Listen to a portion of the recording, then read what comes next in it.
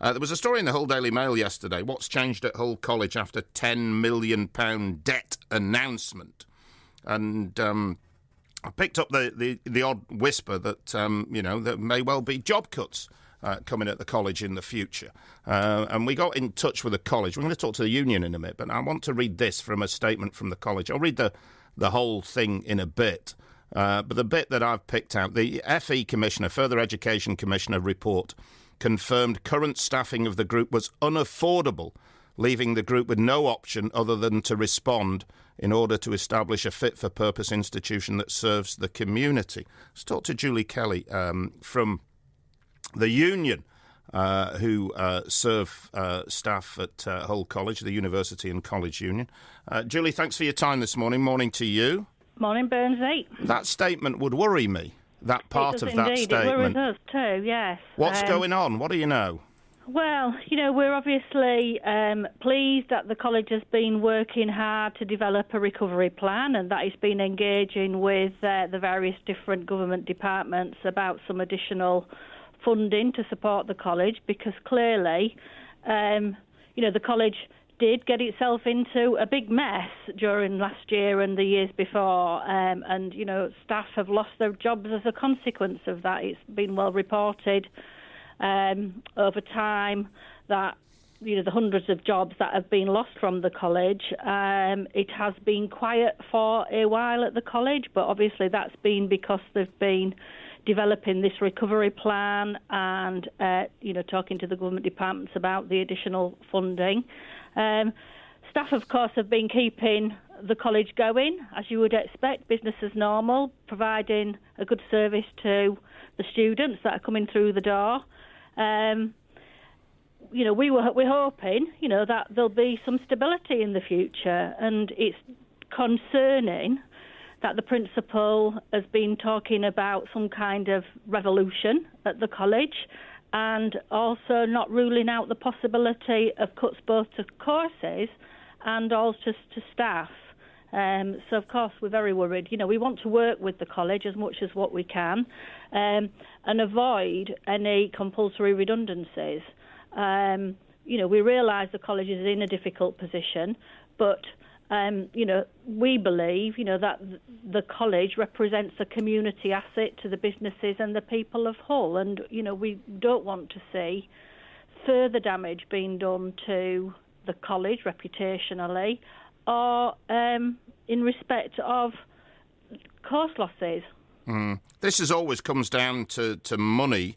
It does, unfortunately. The headline in the Hull Daily Mail yesterday was, Hull College still has a lot to do to clear its £10 million debt, but we have green shoots. Is that your understanding of the debt, £10 million? Well, I think that is possibly a deficit figure that they're talking about for this financial year. There's been a lot of figures talked about. So,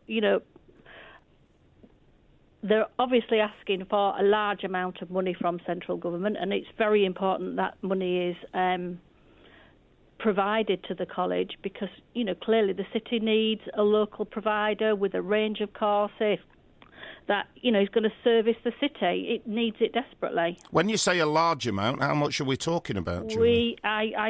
You'd have to go back to the college and confirm that. I am not clear. I'm not clear about what the figure is. Right. Are we talking 10 million? Are we talking tens of millions? I don't know. They haven't got the money yet, so I would be speaking about something that, I'm not entirely clear about my facts on that one. Okay. Until the college gets the money, it's, very important it gets the money, because if it doesn't, it's going to be very difficult. Right, OK. Let me read the statement in full. Following the area-based review of further education provision in the UK, we are reviewing our provision, working with the LEP and local businesses to a clear set of priorities to make sure our curriculum develops the skill sets needed for the area to grow. New courses may be added or changed, and it's also an opportunity to remove courses that are not popular. In April 2017, the area review concluded Hull College Group should pursue its Fresh Start programme to aid the college's recovery, and from this time onwards, all staff have been kept up to date with regular, open and transparent briefings about the changes needed for the recovery of the college. Here's the kicker in the statement for me. The FE Commissioner report confirmed current staffing of the group was unaffordable. So basically they can't afford the staff. Leaving the group, or some of the staff, leaving the group with no option other than to respond in order to establish a fit-for-purpose institution that serves the community.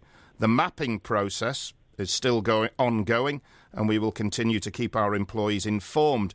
We know there is a long road ahead, and with the cooperation of staff, we're making positive progress to becoming the college the city needs to grow and thrive. So what have the staff been informed then, Julie? More or less what's in that statement, Bernsey, to be honest with you. The staff know that there is going to be some form of restructure in the new year. It's been clearly said to them that there is a risk of job losses. They're aware also of the comments that you've read out regarding, the staff being too many staff. So I think the staff are bracing themselves for big changes ahead. So that, again, it's a period of uncertainty that the staff are looking at the college. And, it's ironic because it's the hard work of those staff that has kept the college going through many, many difficult times in the past. And, it feels, again, as though it's going to be the staff that are going to be paying the price for mistakes that previous managements have made, things that are, beyond the control of ordinary members of staff. If you're a lecturer or you're a caretaker at the college, it's certainly not your fault that the college has got itself into a financial mess. So is this effectively a government bailout? I would suspect that is probably what you would call it, yes. Right, OK. So you talked about hundreds of jobs going before. Could that happen again, Julie? Is that a fear? We have no idea what the scale of the job cuts are going to be. That is certainly something that is not being made clear. We are aware that the college is going to be making some job cuts, but the scale of that is yet to be, communicated to anybody. Okay. As the statement says, we know that they're going through planning at the moment, I think just turning as well to the question of the curriculum offer, that there would. Colleges talking about cutting some of the more unpopular courses. Mm-hmm. Well, I don't know quite how you decide what's a popular course or what is a unpopular course, because what we believe, obviously, is that Hull needs access to a range of provision, and at the moment the college is offering a broad range of provision in a lot of different subject areas.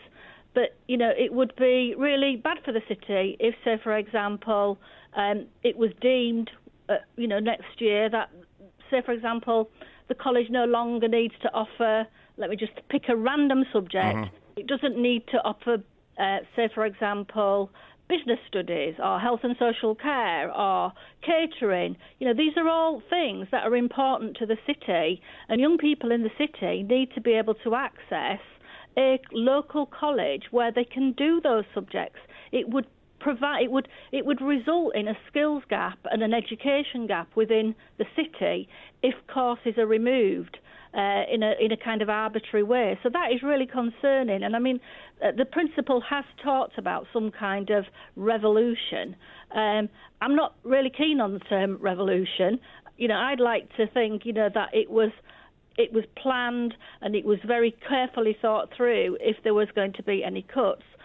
If you, say, for example, lose a low-level course because maybe, I don't know, there aren't very many students enrolled on it, that then has a knock-on effect in future years to your more higher provision, because what tends to happen with students is that they come to the college, maybe with low qualifications, they get some basic qualifications, and then they progress in a particular subject area. Mm-hmm. And if you start cutting out some of the lower level courses in particular, then actually in the long term that affects your ability to offer the higher level courses as well. And of course what the city needs is, well educated, highly skilled people to take up jobs of the future. Yeah, and most people would be saying, wholeheartedly agree, and I know the college will agree with that. If you have any thoughts on this, do let me know this morning. Is this dependent on a government decision, Julie? As far as I understand it, yes. And do you know when that decision's due to be made? It's imminent is all I can say, but with government it sometimes takes longer than what you envisage it's going to be. But this has been a long time in coming, and so I do believe now that it is imminent.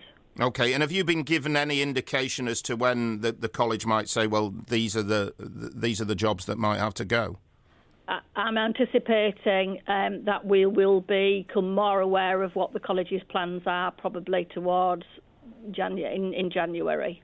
Julie, thank you very much for coming on the show this morning. I appreciate that. If you've any thoughts on that, Julie Kelley, there on the Burnsy show this morning, if you want to talk about it, she's the from the University and College Union. As always, we're interested in stories and what's going on locally. We saw that in the Hull Daily Mail yesterday and thought that looked to me like there's job losses there. And the statement from the college, I keep coming back to that this morning. The Further Education Commissioner report confirmed current staffing of the group was unaffordable, leaving the group with no option other than to respond in order to establish a fit-for-purpose institution that serves the community. I think that tells you quite a lot. And the Mail story yesterday saying the debt was £10 million. And Julie Kelley saying it looks like a government bailout. If you've got a thought on that, as always, let me know.